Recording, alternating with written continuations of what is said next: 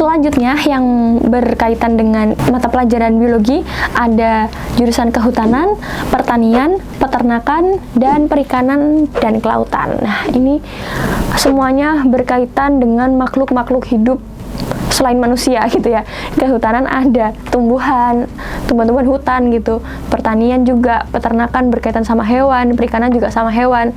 Nah, di sini kalau perikanan dan kelautan ini lebih ke biota lautnya, guys.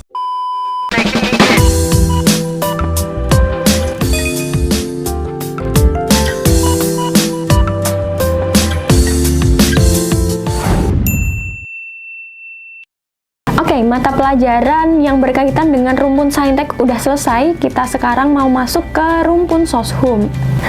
Kalian bisa ambil ilmu ekonomi atau pendidikan ekonomi. Bisa juga kalian ambil ekonomi pembangunan, ekonomi syariah, perbankan, atau perpajakan.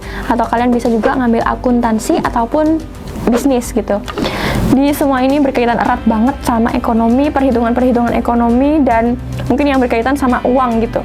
Yang selanjutnya ada program studi manajemen. Nah, di sini juga walaupun nggak melulu ngitung nih di manajemen, tapi ini juga berkaitan sama bidang ekonomi. Jadi nilai ekonomi kalian akan sangat diperhitungkan di jurusan manajemen. Begitu juga di ilmu hukum, administrasi publik, administrasi niaga, dan administrasi fiskal. Ini juga sangat berkaitan dengan ekonomi.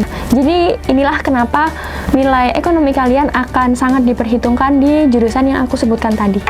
Kita lanjut ke mata pelajaran yang selanjutnya, yang kedua di soshum ada sosiologi.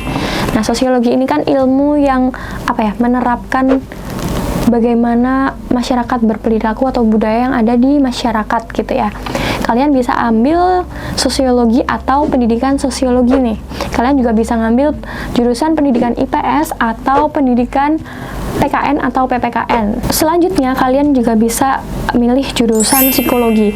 Di beberapa univ, ini sebenarnya psikologi ada yang masuk ke soshum, tapi ada juga yang masuk ke saintek. Kalau psikologi yang masuk ke rumpun soshum ini biasanya lebih ke bagaimana perilakunya gitu, perilaku seseorang itu di masyarakat seperti apa.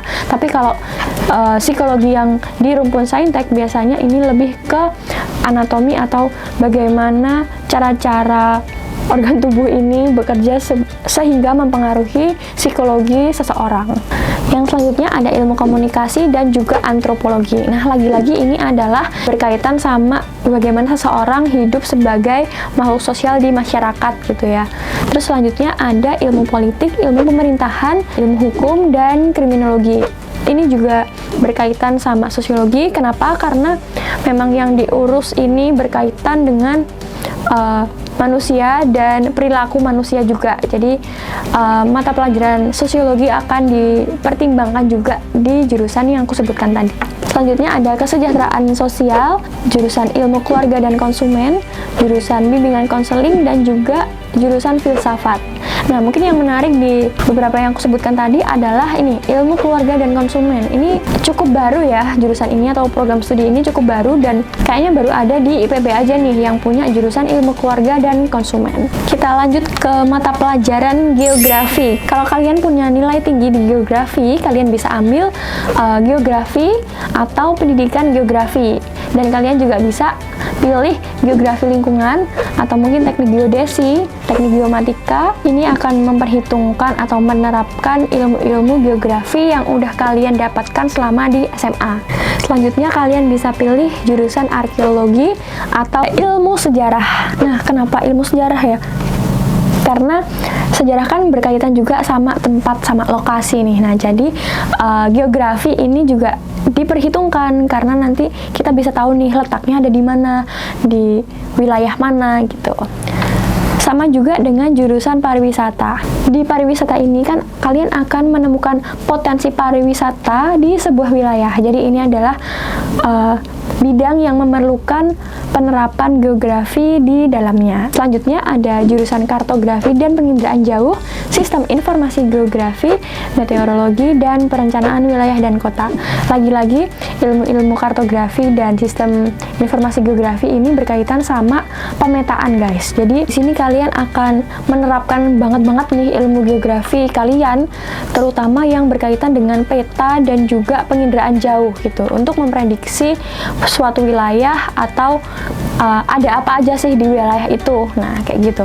Sama juga dengan perencanaan wilayah dan kota. Tadi kan di atas juga disebutkan ya, di perencanaan wilayah dan kota ini, jurusan ini membutuhkan kemampuan matematika kalian dan geografi kalian, karena di sini memperhatikan tentang gimana caranya menghitung plan dan juga bagaimana menerapkannya di suatu wilayah. Kita lanjut ke bahasa Indonesia. Kalau nilai bahasa Indonesia kalian tinggi, kalian bisa memilih jurusan Bahasa dan Sastra Indonesia, Pendidikan Bahasa Indonesia, atau Pendidikan Guru SD, atau bisa juga Pendidikan Guru PAUD. Ini sangat-sangat terbuka. Bahasa Indonesia ini sebenarnya luas banget, jadi untuk kalian masuk ke pendidikan guru itu bisa dipertimbangkan, guys. Selanjutnya ada Bahasa dan Sastra Jawa atau Sastra Sunda. Nah, ini biasanya ada di fakultas-fakultas di universitas yang terletak di Pulau Jawa gitu. Biasanya ada jurusan Sastra Jawa atau Sastra Sunda gitu. Selanjutnya ada jurusan jurnalistik atau jurnalisme dan juga ilmu perpustakaan atau kearsipan. Nah, ini akan berkaitan dengan arsip-arsip, tulis-menulis, berkas-berkas gitu ya. Itu dia kenapa nilai bahasa Indonesia atau kemampuan bahasa Indonesia kalian sangat dipertimbangkan di jurusan ini. Selanjutnya ada perhotelan dan pariwisata, komunikasi atau ilmu komunikasi.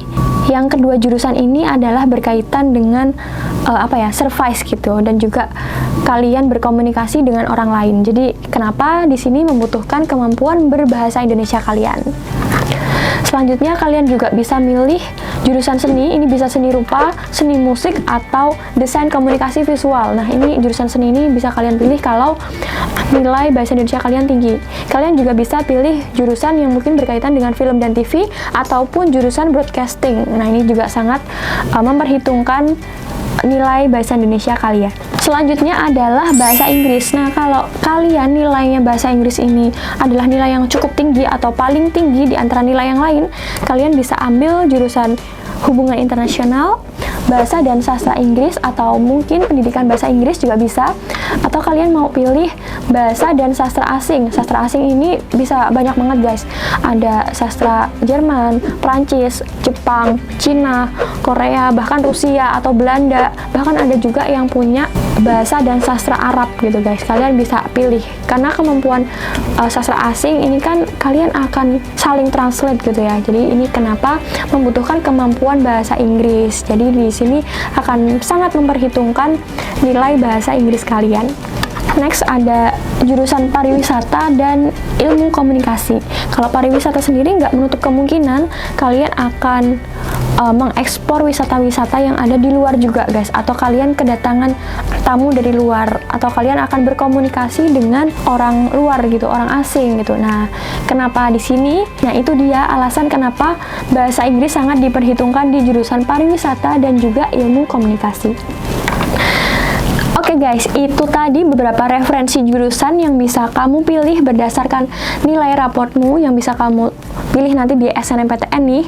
Untuk teman-teman yang dari SMK, tenang aja, kita juga udah menyiapkan video spesial tentang rekomendasi pilihan jurusan untuk kalian yang dari jenjang SMK. Jadi tunggu aja rilisnya, bisa jadi kita rilis sebelum video ini atau sesudah video ini. Jadi kalian jangan lupa subscribe biar nggak ketinggalan video terbaru kita, terutama tentang rekomendasi pilihan jurusan untuk teman-teman yang SMK.